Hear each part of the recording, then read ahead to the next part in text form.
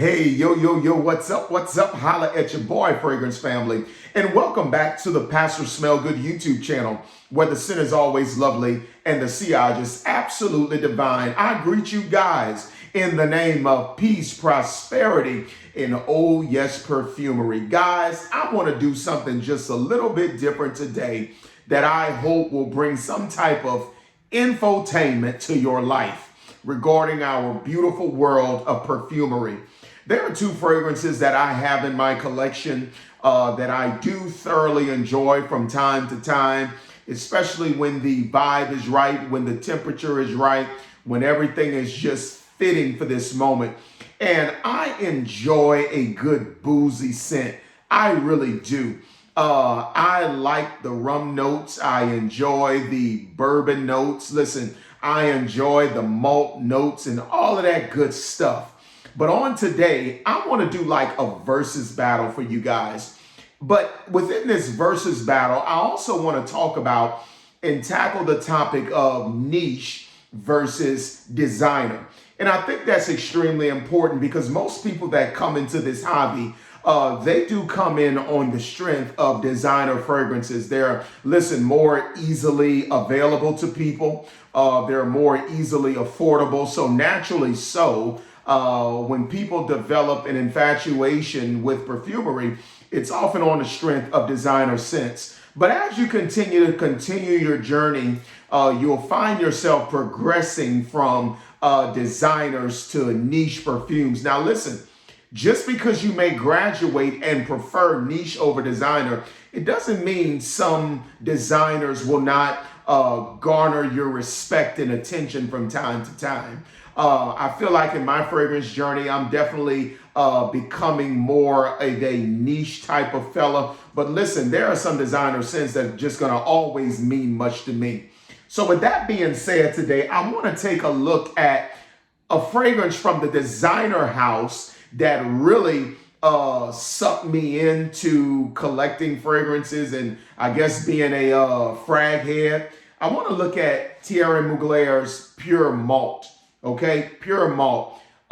This is a spinoff or flanker from the original Angel Men. The saying is that they took the original Angel Men DNA and they just fused it into whiskey barrels and this, that, and the other, and out of that came Pure Malt. I know that's a marketing ploy more than anything, but hey, sounds good to me.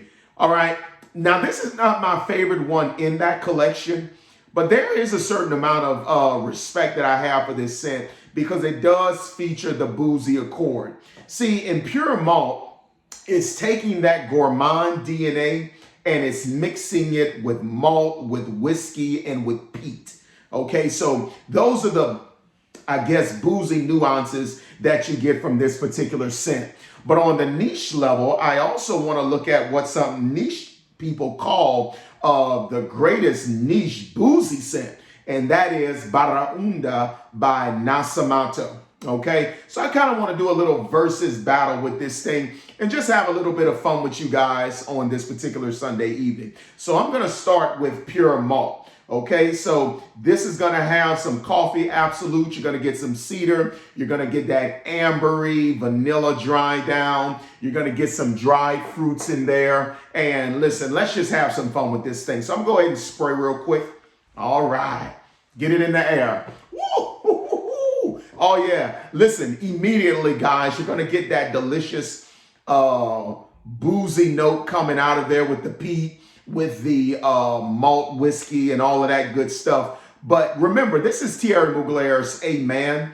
And because of that, you're going to get that dominant patchouli note. So that patchouli note is coming out with it. You're going to get this wonderful dry fruits thing going on here that's really giving this a very fruity opening, coupled with that patchouli and with that boozy accord. I mean, it is definitely there.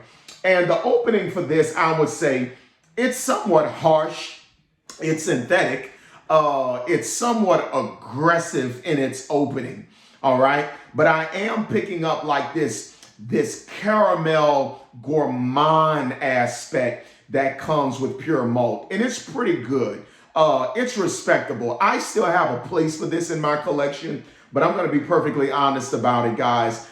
This was never my favorite flanker from Amen. My favorite flanker was hands down Pure Havana. That honey tobacco, ooh, yeah, that was the thing for me. It was never this. Now, some people will tell you that they think this one was better than Pure Havana. I'm just not one of those people.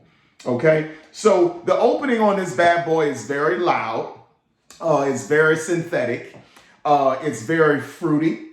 It's very dirty as well because of the patchouli note. But guys, I'm just going to be perfectly honest about it. I have beat down this scent, and I know you guys can tell. Matter of fact, I wore it last night. We went to a party that my wife did some decorations for, and it was about 6 o'clock when we left the house. It was a little bit cool, so I put it on. All right, so that's what's going on here with the opening of that one. But let's go ahead and take a look at Baraonda. All right, let's see what's going on here with this one, and I'll talk about a few of the notes as well. All right, ooh, I love the spray on this too. Yes, indeedy, sweetie. So what's going on here with Baraonda's opening?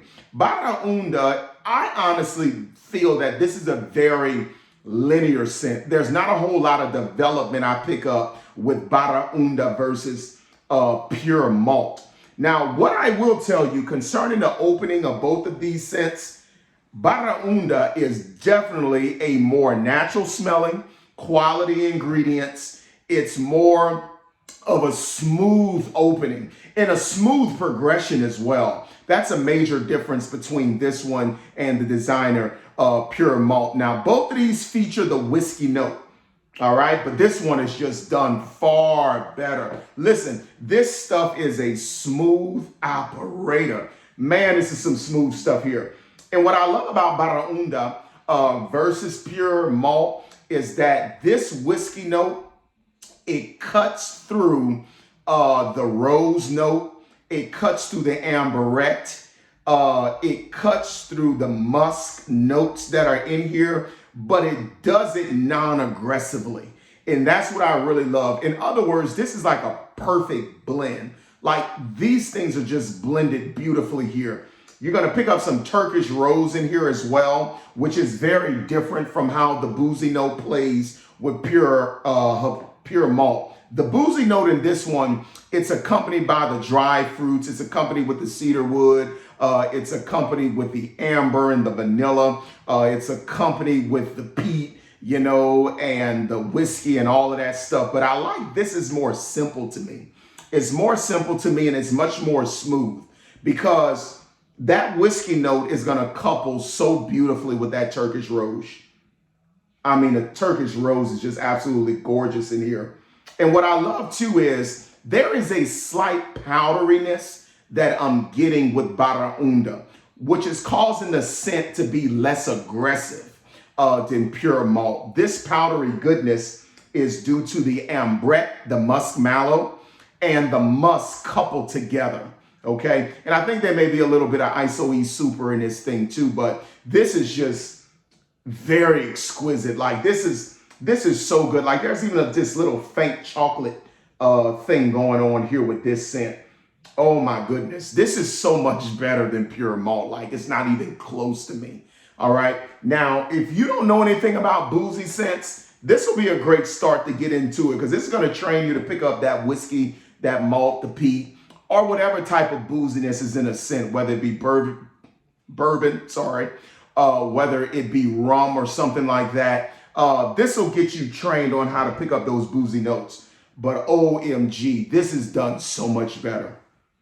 Oh, this is so smooth.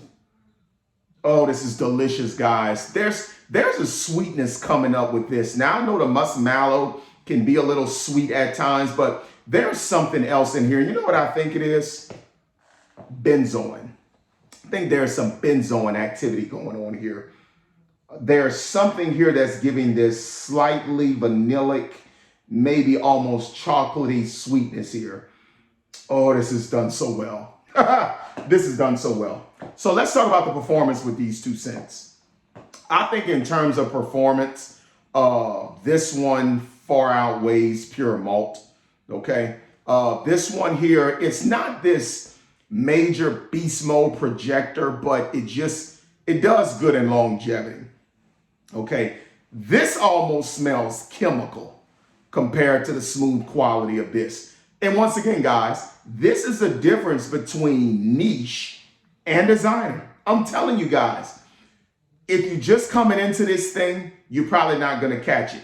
But if you smell enough of these and you start training your nose with things like this, you're going to see that all perfume is not created equal. These are both featuring the whiskey boozy note, but this is far better. Ooh, this is so good. Oh my goodness. And guys, and I'm going to tell you how this played out for me in my life. I've worn this scent for years. I don't pull too many compliments with this one. But see this one right here? Every time I put it on. Every time I put it on, I sit back, twiddle my thumbs, because I know the compliments are coming. I've had folk come up to me after I taught a Bible study in church. Ooh, pastor, I smelled that while you were teaching. That boy ringing. What is it you got on? And I'd be like, Baraonda, Nasamato. See this little small thing right here? Don't let this fool you guys. This stuff here packs a punch. You can walk out of your house with 2 or 3 sprays worth of application on this scent and be good for hours upon hours. Oh, this stuff is good. Now I'm going to go back and smell the pure malt on my palm. This is just chaotic almost. Like, this is like a chaotic fragrance compared to the order, to the quality, to the cohesiveness of Baraonda. Like, it's just not even close. So guys, if you ever have somebody tell you, oh, you spend too much money on your fragrances, I would never spend all of that money on those niche fragrances. Believe me, they don't get it. Listen, guys, Honda Accord, and I don't knock Honda, this is an Acura. Toyota Avalon, Lexus LS 500. You get where I'm going with this thing. So let's be perfectly clear. You get what you pay for. And this stuff here is just absolutely amazing. I'm going to keep spraying this till I run out of it. But I'm going to be honest with you. I don't care to ever purchase this scent again in my life. As long as they making Baraonda, this will scratch my boozy itch every day and even twice on Sunday. Oh, this stuff is good. And it's just beautiful how this rose comes out of this booziness. Like, okay, you imagine a barrel of whiskey and you just take this beautiful pink rose. And I mean, this rose is loud. Hey, take a whole handful of the roses, okay? Dunk them in that whiskey. Let them sit there for a minute. And then pull the roses out. And think about a little bit of chocolate benzoin or something like that going on, giving it some sweetness. Ooh, this stuff is good. Y'all, I was laying on a bed yesterday, and my wife came around and walked around the bed, and she said, ooh, you smell good. What's that smell? And I put my palm up to her face, and guess what it was? Baraonda. And guess what? I was testing this one out because I knew I was going to do this video on this hand. I let her smell both. I say, tell me which one you think it is. I gave her this one. She said, definitely not that one. When I gave her this one again, she knew without a doubt I was wearing Baraonda. This is some good stuff, guys.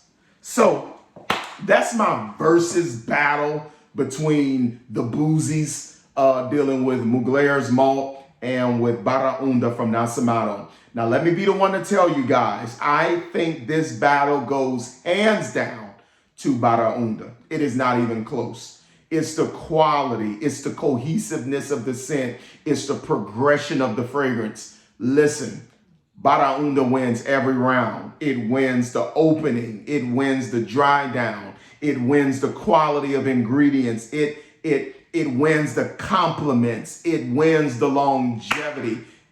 Baraonda just smacks pure malt all upside the face. Okay, guys? So if you want to get you a good whiskey, boozy type scent, I thoroughly suggest Baraonda. Let me also be the one to tell you guys that this is the difference between niche and luxury. This is between niche, luxury, and designer. This is far better. This is far better everything on the niche level compared to this particular designer. All right. I hope you guys enjoyed the video. I just wanted to do something different today. I'm going to be bringing more content this week where I'll actually be reviewing fragrances and I won't be doing versus battles. This is just something I wanted to do today to just break up some of the monotony of the channel and just do things a little bit differently. All right. I pray you guys enjoyed this video. I'll talk at you later. And until next time, take care of yourselves and each other. Peace.